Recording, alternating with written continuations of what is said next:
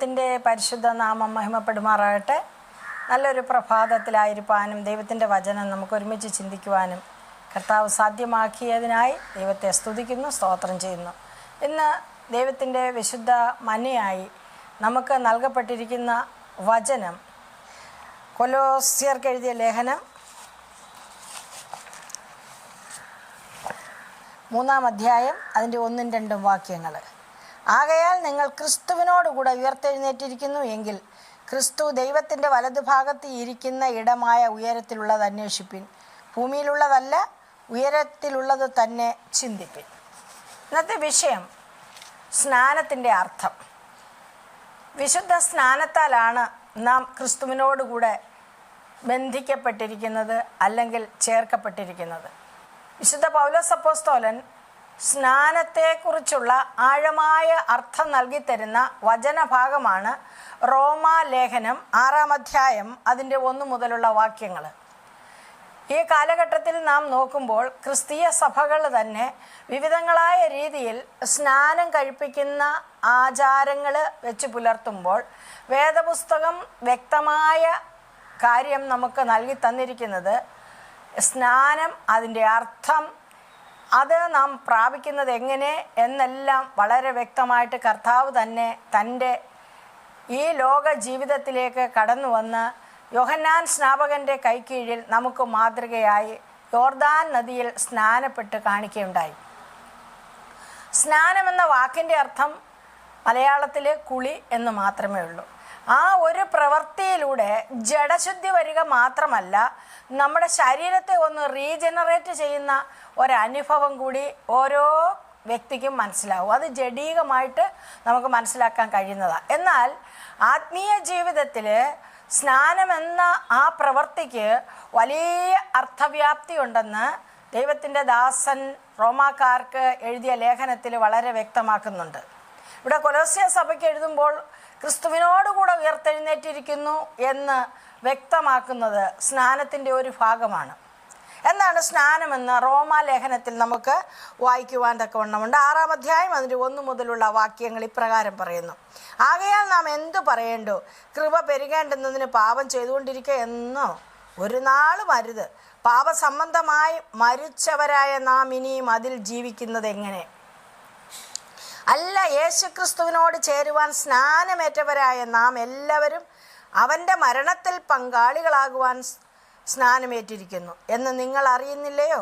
അങ്ങനെ നാം അവൻ്റെ മരണത്തിൽ പങ്കാളികളായി തീർന്ന സ്നാനത്താൽ അവനോടുകൂടെ കുഴിച്ചിടപ്പെട്ടു.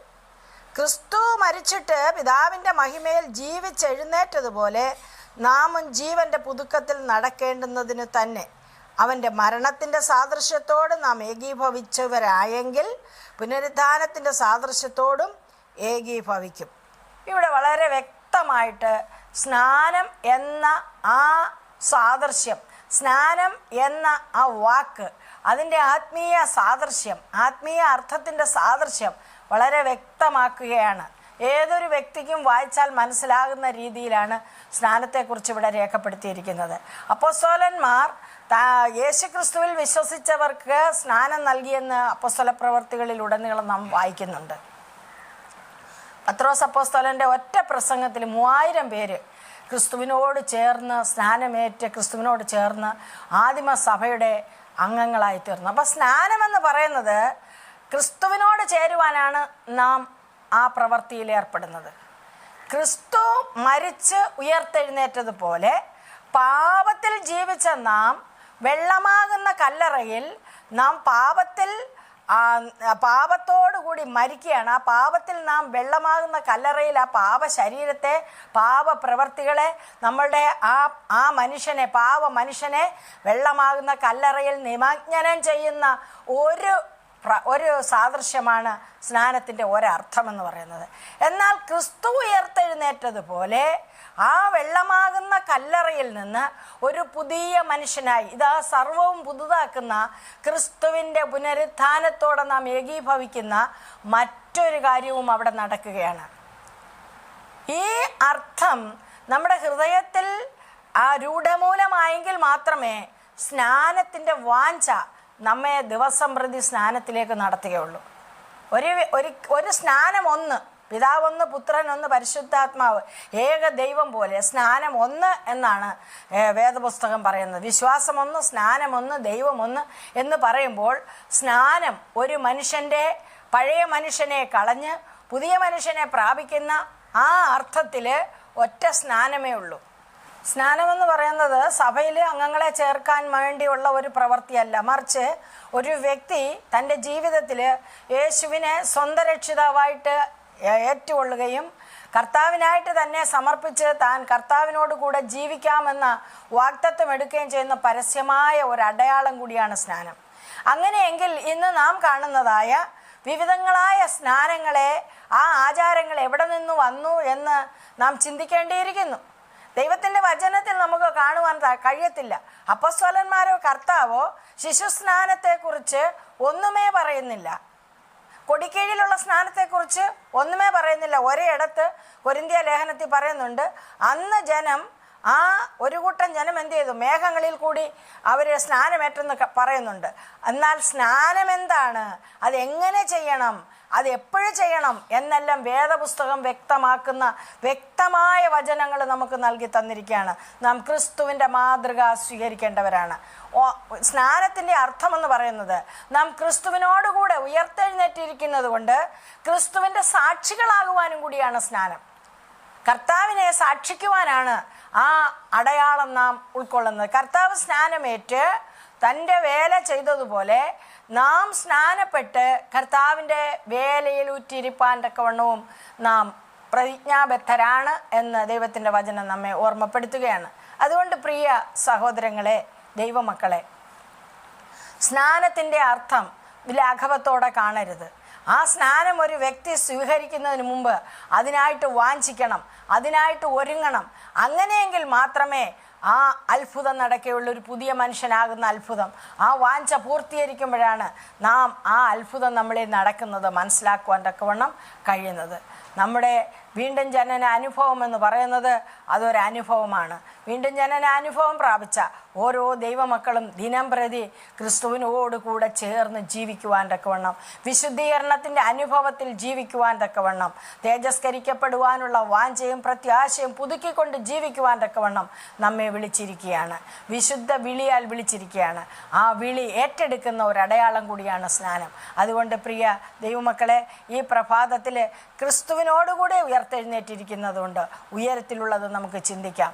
നമുക്കായിട്ട് കർത്താവ് ഒരുക്കുന്ന നിത്യഭവനം, തങ്ക നിർമ്മിതമായ ആ ഭവനത്തിൽ, കൈപ്പണിയല്ലാത്ത ഭവനത്തിൽ നിത്യവാസമൊരുക്കിക്കൊണ്ട് നമുക്കായി കടന്നു വരുന്ന കർത്താവിനെ എതിരേൽക്കുവാൻ, വിശുദ്ധന്മാരോട് കൂട്ടായ്മ ആചരിക്കുവാൻ ഭാഗ്യം തരുന്ന ദൈവത്തിൽ ആശ്രയിച്ച് ഓരോ ദിവസവും നമ്മുടെ ജീവിതങ്ങളെ രൂപാന്തരപ്പെടുത്തുന്ന പരിശുദ്ധാത്മാവിന് സമർപ്പിച്ചുകൊണ്ട് വാക്കും പ്രവർത്തികളും ചിന്തകളും നിരൂപണങ്ങളും എല്ലാം ദൂരത്തു നിന്ന് ഗ്രഹിക്കുന്ന, മറഞ്ഞിരിപ്പാനോ മറച്ചു വയ്ക്കുവാനോ കഴിയാത്ത ഭയങ്കര സന്നിധിയിലാണ് നാം തീരുമാനമെടുത്ത് ക്രിസ്തുവിനോടുകൂടെ ഉയർത്തെഴുന്നേറ്റിരിക്കുന്നതെന്ന ചിന്ത നമ്മെ ഭരിക്കട്ടെ. അതിനായിട്ട് വളരെ ജാഗ്രതയോടും ആ ദൈവവചന പാലനത്തിൽ നമ്മെ നടത്തുന്ന പരിശുദ്ധാത്മാവിന് കീഴ്പ്പെട്ടവരായിരിക്കാനും കർത്താവ് നമ്മെ സഹായിക്കട്ടെ, അനുഗ്രഹിക്കട്ടെ. പുതിയ മനുഷ്യൻ്റെ അനുഭവം പ്രാപിപ്പാൻ, പുതിയ ശക്തി പ്രാപിപ്പാൻ, പുനരുദ്ധാനത്തിൻ്റെ പങ്കാളികളാകുവാൻ ദൈവം നമുക്ക് അനുഗ്രഹം തരട്ടെ. അങ്ങനെ പങ്കാളികളാകുവാൻ ആഗ്രഹിക്കുന്ന വ്യക്തികൾ ദൈവവചന പ്രകാരം തന്നെ തങ്ങളെ സ്നാനത്തിലൂടെ ദൈവത്തിന് സമർപ്പിക്കുവാൻ ഈ പ്രഭാതം സാധ്യമാക്കട്ടെ എന്ന് പ്രാർത്ഥിക്കുന്നു. ദൈവം നമ്മെ അനുഗ്രഹിക്കട്ടെ. ആമേൻ. നമുക്ക് ഈ പ്രഭാതത്തിൽ കർത്താവിനോട് ചേർന്ന് നമ്മെ തന്നെ സമർപ്പിച്ചുകൊണ്ട് ആ ഉയർത്തെഴുന്നേൽപ്പിൻ്റെ ശക്തി അനുഭവിപ്പാൻ നമ്മെ തന്നെ താഴ്ത്തി സമർപ്പിച്ചുകൊണ്ട് പ്രാർത്ഥിക്കാം. കാരുണ്യവാനും വിശുദ്ധനും വേഗം വരുന്നവനുമായ ഞങ്ങളുടെ വാഴ്ത്തപ്പെട്ട ദൈവമേ, സ്വർഗീയ പിതാവേ, അനുഗ്രഹമേറിയൊരു പ്രഭാതത്തിൽ, അനുഗ്രഹമേറിയൊരു വചനത്തിന് ഞങ്ങളുടെ ചെവികളെ ചായ്ക്കുവാൻ തക്കവണ്ണം, ശ്രദ്ധിക്കുവാൻ തക്കവണ്ണം അവിടുന്ന് നൽകിയ വചനത്തെ ഓർത്ത് സ്തോത്രം. ഉയരത്തിലുള്ളത് വാഞ്ചിക്കുവാനും ചിന്തിക്കുവാനും ക്രിസ്തുവിനോടുകൂടെ ഉയർത്തെഴുന്നേൽത്തിരിക്കുന്നു എന്ന ആഹ്വാനത്തിൻ്റെ ആ വചനം ഒരിക്കൽ കൂടെ കേൾപ്പിച്ചതുകൊണ്ട് നന്ദി പറയുന്നു കർത്താവേ. ലോകം നാശത്തിൻ്റെ പാതയിലേക്ക് പോകുമ്പോൾ കർത്താവ് വരുന്ന സമയങ്ങൾ അടുത്തിരിക്കുകയാൽ ഞങ്ങൾ ആ ജീവൻ്റെ പുതുക്കത്തിൽ ദിനംപ്രതി അങ്ങയോടൊപ്പം നടക്കുവാൻ ഞങ്ങളെ സാധ്യമാക്കണമേ. പ്രത്യേകിച്ച് ഇന്ന് ജന്മദിനമുള്ളതായ പ്രിയപ്പെട്ട വ്യക്തികളെ ദൈവസന്നിധിയിൽ സമർപ്പിച്ച് പ്രാർത്ഥിക്കുന്നു. നിക്ഷൽ ജോയിയെ കർത്താവിൻ്റെ സന്നിധിയിൽ സമർപ്പിക്കുന്നു. സിജോസി അലക്സാണ്ടർ, ഇവരെല്ലാം കർത്താവ് കഴിഞ്ഞ നാളുകളിൽ അത്ഭുതകരമായി പരിപാലിച്ചതുകൊണ്ട് സ്തോത്രം. എൻ്റെ ദൈവമേ സ്തോത്രം. കർത്താവെ, ഈ പ്രിയപ്പെട്ട വ്യക്തികളുടെ ജീവിതത്തിൽ അവിടുന്ന് ചെയ്ത ഉപകാരങ്ങളെ ഓർത്ത് നന്ദി പറയുന്നു. വീണ്ടും അവരെ ജീവിപ്പിക്കുകയും നടത്തുകയും അനുഗ്രഹിക്കുകയും ആരോഗ്യവും സൗഖ്യവും നൽകി പരിപാലിക്കുകയും ചെയ്യുമാറാകണമേ എന്ന് പ്രാർത്ഥിക്കുന്നു. ഇന്ന് കർത്താവെ, രോഗികളായിരിക്കുന്നവർക്ക് സൗഖ്യം അയക്കണമേ. സമാധാനമില്ലാത്തവർക്ക് സമാധാനം പകരണമേ. അവിടുത്തെ മാറ്റമില്ലാത്ത വചനത്തിൻ്റെ ശക്തിയാൽ ഓരോരുത്തരും കർത്താവിനോട് ചേർന്ന് ജീവിപ്പാൻ സഹായിക്കണം. ദൈവത്തിൻ്റെ വേല ചെയ്യുന്നവരും കർത്താവിൻ്റെ വേലയിൽ ഉറ്റിരിക്കുന്നവരും ദൈവത്തിൻ്റെ വരവിനായിട്ട് ഒരുങ്ങുവാനും അവിടുത്തെ ആത്മാവ് സഹായിക്കണമേ എന്ന് പ്രാർത്ഥിക്കുന്നു. നല്ലൊരു പ്രഭാതം അടിയങ്ങൾക്ക് തന്നതുകൊണ്ട് സ്തോത്രം. ഈ ദിവസം മുഴുവനും തിരുസാന്നിധ്യം കൂടെ ഇരിക്കണമേ, അനുഗ്രഹിക്കണമേ, വരവിനായിട്ട് ഒരുക്കണമേ. യേശുവിൻ്റെ പൊന്നുനാമത്തിൽ തന്നെ ആമേൻ. എല്ലാവർക്കും നല്ലൊരു ദിവസം ആശംസിക്കുന്നു. ദൈവം നമ്മെ അനുഗ്രഹിക്കുമാറാകട്ടെ. ആമേൻ.